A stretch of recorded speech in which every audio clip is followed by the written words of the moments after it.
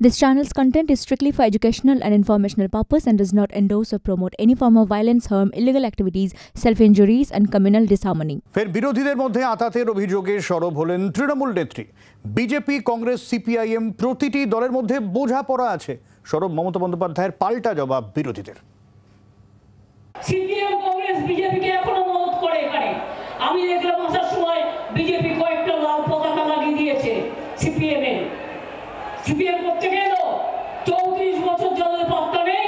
আজকে বিজেপির টাকা নিয়ে আপনাদের আমি এখনো বলছি, কংগ্রেসকে দিয়ে খেলাচ্ছে।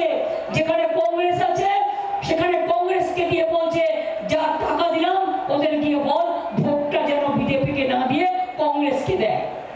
আমি সিপিএম কংগ্রেসের সাথে বাংলায় কোনো অ্যাডজাস্ট করব না। আমি 34 বছর দেখে নিয়েছি।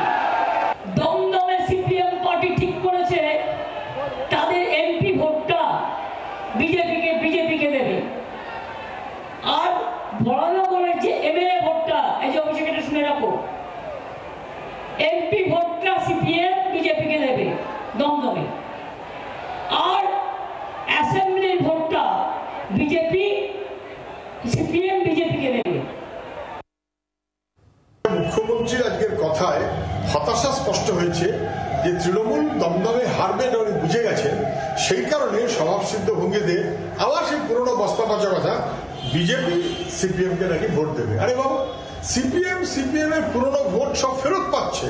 মুখ্যমন্ত্রী বুঝে গেছেন, প্রধানমন্ত্রী বুঝে গেছেন বিজেপি হারবে। যেমন প্রধানমন্ত্রী বলছেন সিপিএম কে ভোট দিলে তৃণমূলে চলে যাবে, আর মুখ্যমন্ত্রী বলছেন সিপিএম কে ভোট দিলে বিজেপিতে চলে যাবে। প্রধানমন্ত্রী মুখ্যমন্ত্রী দুজনেই বুঝে গেছেন সিপিএম এর ভোট বাড়ছে, তৃণমূল হারছে, বিজেপি হারছে। বাংলার আওয়াজ, বাঙালির আবেগ, জি 24 ঘন্টা।